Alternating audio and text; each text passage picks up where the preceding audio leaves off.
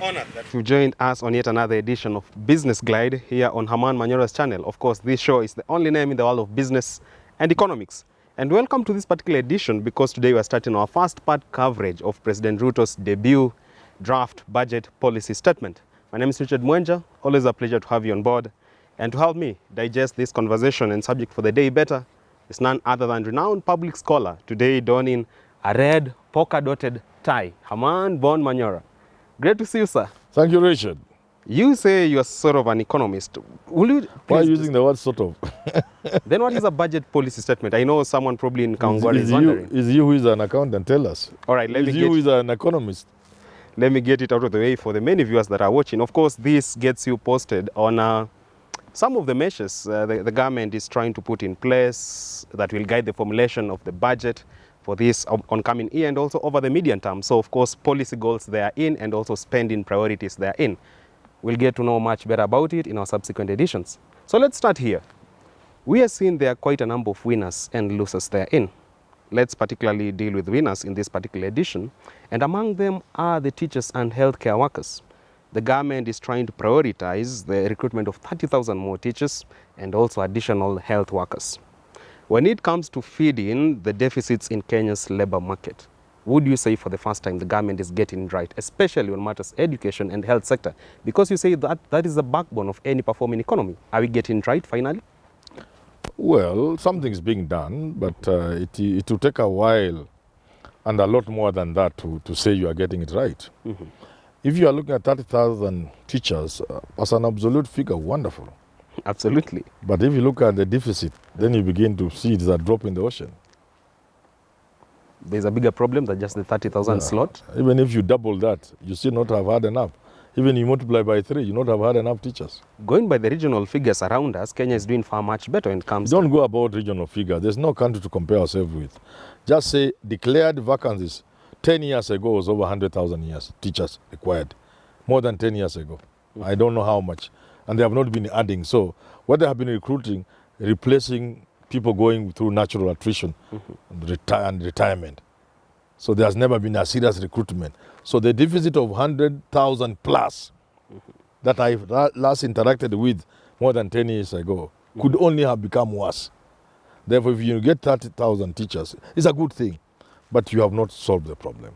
I see. Neither will the problem be solved merely by getting teachers. The world is changing. Perhaps you don't even need as many teachers as we are hiring. Perhaps we need to go into AI. Hey, perhaps, the world is changing. There's need to think afresh issues of education. In the matters of health, it is important that we hire health workers. But it's also important, some would argue, much more important to ensure that we take good care of these people. People are taking care of your life. They should be good care. And I'm surprised that even today, after seeing what health workers did during the pandemic, the corona pandemic, across the world, we still have doubt in our mind that we should pay doctors and nurses and other workers well. I can't believe it. I'm having a problem accepting in my mind that after we saw what the healthcare workers were doing during the corona period, across the world, after we watched and witnessed, we still have a problem paying them well. But probably it's because some people or even the government is questioning the capacity of our Kenyan medical practitioners. That's why they went for the Cuban doctors. No, that's not. Those are always stupid arrangements between countries and the Kenyan people. Whenever something small is thrown your way, you go on your belly to collect it, even if it amounts to nothing. The better thing from Cuba would be to learn how they are managing primary health care. Knowledge transfer. Yeah, you learn from the way they handle health, right from the community level. I think they are the best in the world.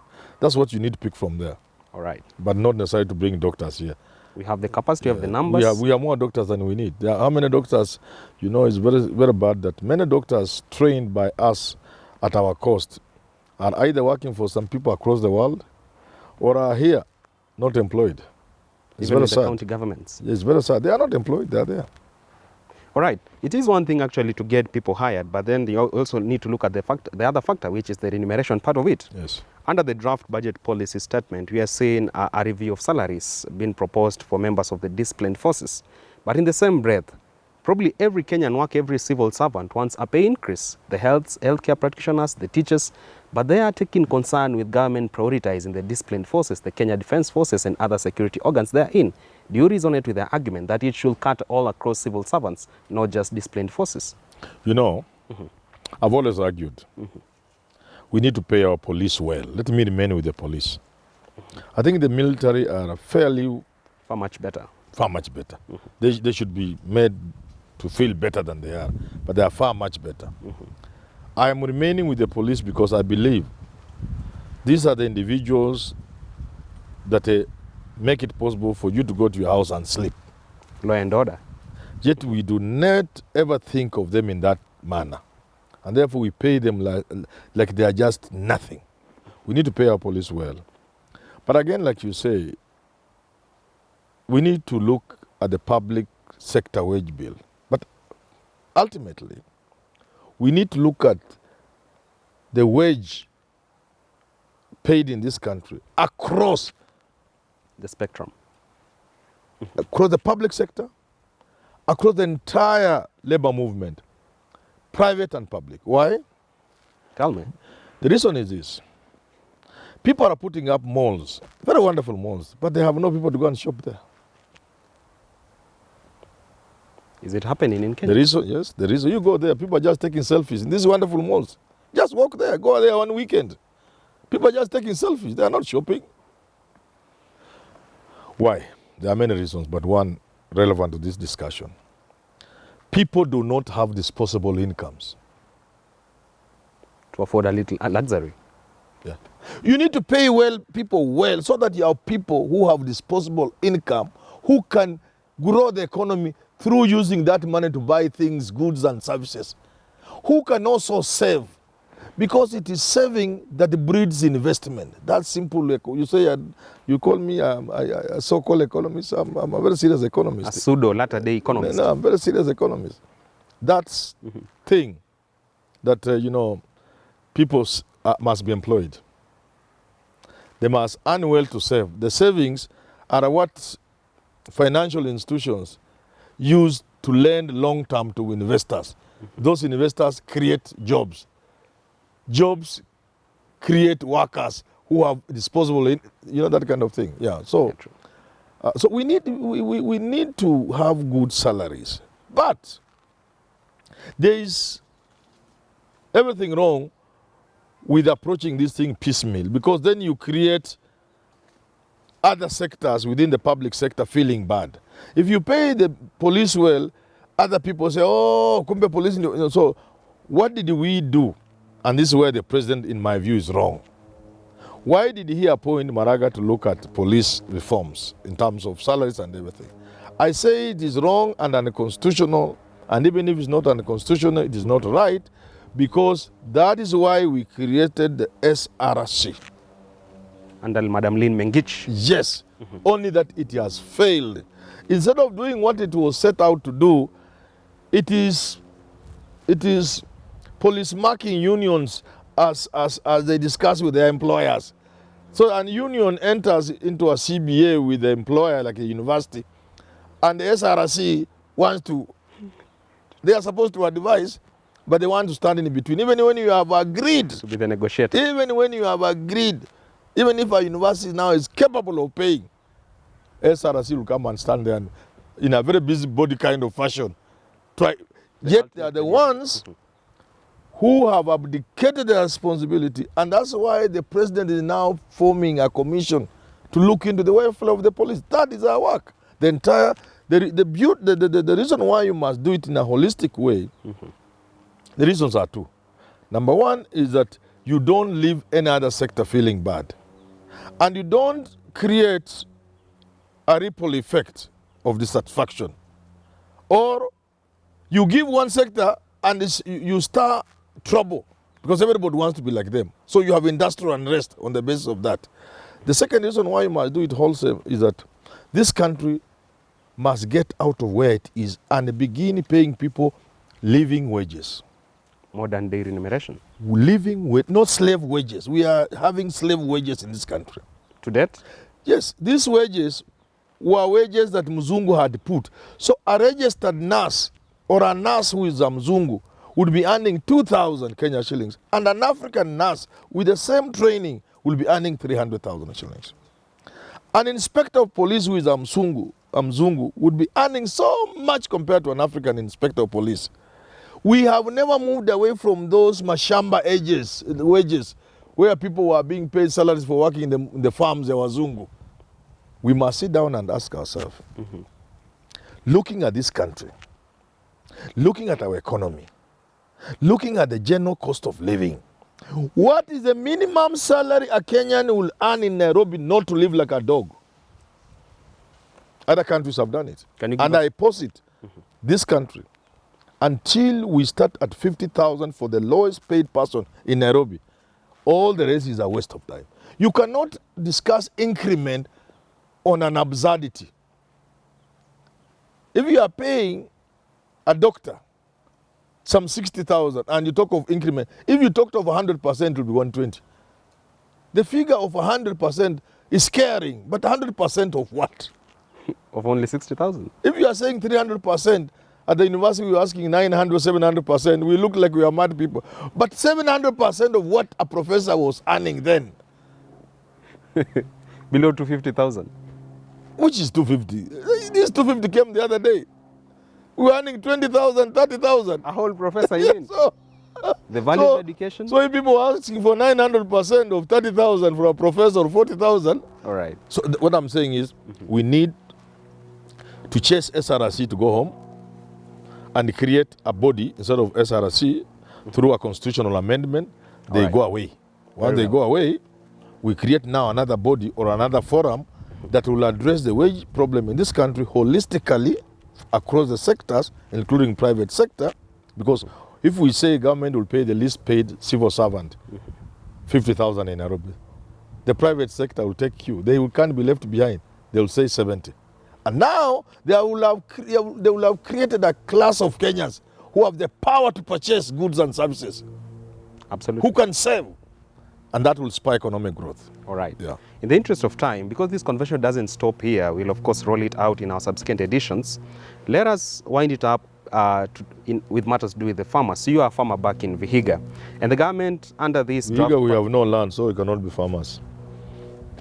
Come on. Yes, continue. You come on this conversation and said you are a big farmer. Who said? I've never said that. A big farmer. I'm a small man. I'm a villager from Lombei. All right. Where people have a quarter an acre, an acre, 2 points.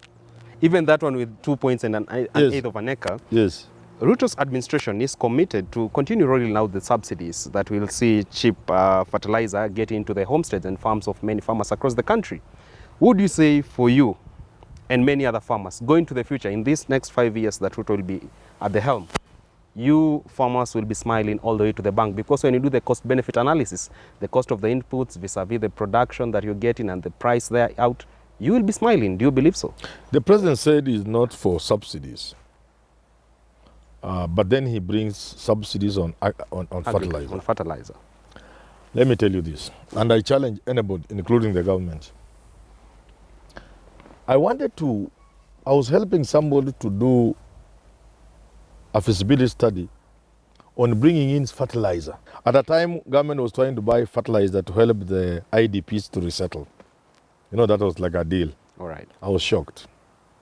Why? Fertilizer in the international market is almost free. I can almost say without fear of contradiction, even as the fertilizer lands here and the government says it's subsidized, that ought to be the price, if not less. What the government will need to do, just work with the government of Morocco, for example, one of the biggest producers of fertilizer. Okay? And let's see at a commercial level, how much will fertilizer cost? If the businessmen in Kenya and businessmen in Morocco were to link up through the National Chamber of Commerce and Industry or something else, it will maybe 2,000, maybe 1,800. But secondly, you are better off putting up a fertilizer plant than talking of subsidies. plant here in Kenya? This fertilizer, from as early as when Ruto was Minister of Agriculture.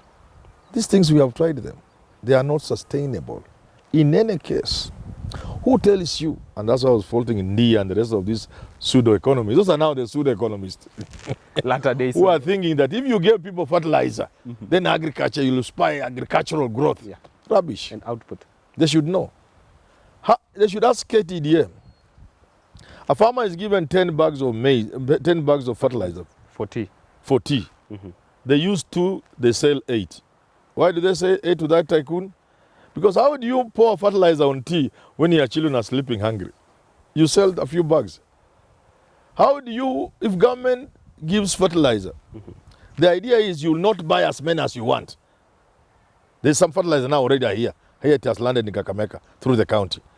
You cannot just walk there and take what you want, okay? There will be some form of control. Calibration to it. Yeah, so you are allowed maybe a maximum of 10. And me maybe 30, I'm a bigger farmer. These other guys, so on and so forth. You'll take your ratio, then you'll say 7 of those to this guy who wants more. Who has, it is you, no. There are bigger challenges the country is facing than giving farmers fertilizer. There are bigger issues like land. Who owns land in this country? Who keeps land idle? Those are the issues you must address if you are going to address food security in this country. All right, very, very well. That point by Herman Manyora takes us to the wrap of this conversation today on Business Glide, touching matters. President Ruto's debut draft budget policy statement will keep on rolling conversation around the same in our subsequent editions. Right now it is time for our fan of the week. It is this amazing lady, our top fan from Taita Taveta, currently residing in Nairobi, Ann Mutisia. Ann Mutisha from Taita Taveta. Thank you for being part of the family. Thank you very much. All right, until next time on Business Glide, my name is Richard Mwenja. Up next on your screen is the Business Glide African Proverb of the Day.